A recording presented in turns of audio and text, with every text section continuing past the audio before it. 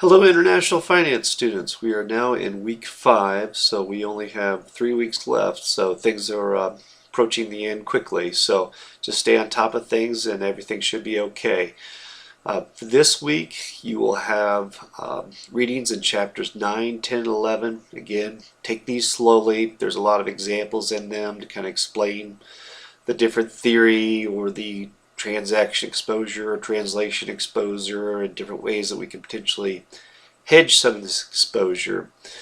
So the examples provided in the book give good graphics, good explanations, but again, just make sure to read those slowly. This week you do have another exam. If we look at week 5, so that will be posted out there Monday morning, be available all week, so you may want to jump in early in the week and take a look at it, but just make sure it's posted by Sunday by midnight. And I should have everything for week 4, the papers graded by next week, so get some feedback to you by within a week.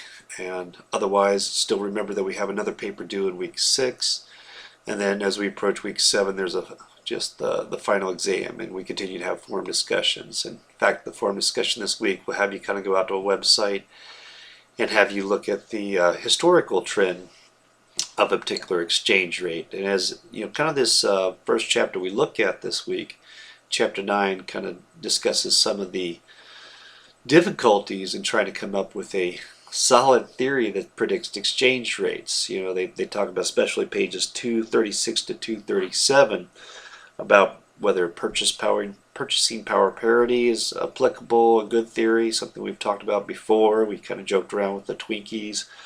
We look at the balance of payments, you know, as a cash flow approach. We look at monetary approaches, which maybe be a better sounding theory. You know, that's debatable. You know, is it really a matter of supply and demand of the actual money stock that influences exchange rate?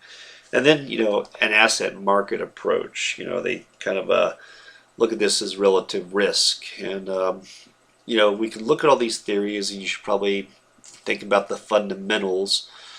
And a lot of times it just may be expectations about the future, and sometimes those expectations may be right and sometimes they may be wrong.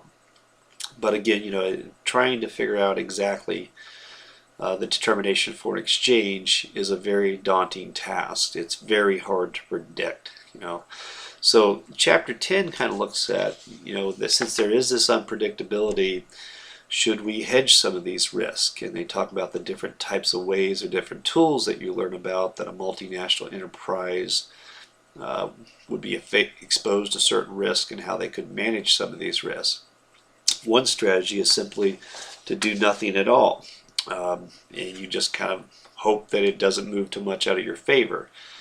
Other examples they mention are like a forward hedge that I kind of lock in now. I say, I'm going to guarantee that I'm going to get this many euros, and maybe it has a certain cost to it, but I know that I'm not going to be exposed to a certain amount of losses. Others can be what they explain in the textbook as money market hedges, where maybe I, for example, might borrow the currency now, exchange now for that dollar, and then pay it back later at some point in the future. And then, you know, also there's a variety of other different techniques that can be used, but a lot of this next chapter, chapter 10, looks at those different tools, if you will, that a manager can use to kind of hedge that potential risk.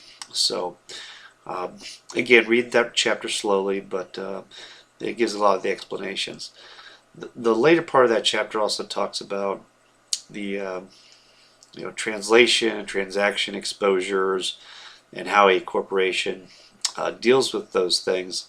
Of course, transaction is just the exposure that as I convert one currency to the other, I am going to have a change in value, and translation deals more with the accounting aspects. You know, how do I let investors know that, well, this is really what it looks like if you were to interpret these books. And then lastly, our last chapter looks at more details of thinking about that translation exposure, and also the potential what ifs, if you will. So they give some different scenarios and trying to forecast what would happen, and again providing some various techniques to think about how to limit your exposure to whether it's the income statement or balance sheet when translating FX currency exchange rates into balance sheets or income statements. So Well, that's it for this week for the video, but I just want to give you a little bit of insight for the week. So do email me if you have any questions, but everybody's doing a great job with the discussions and their homework, so just keep on top of things. And otherwise, have a great week, and we'll talk to you later.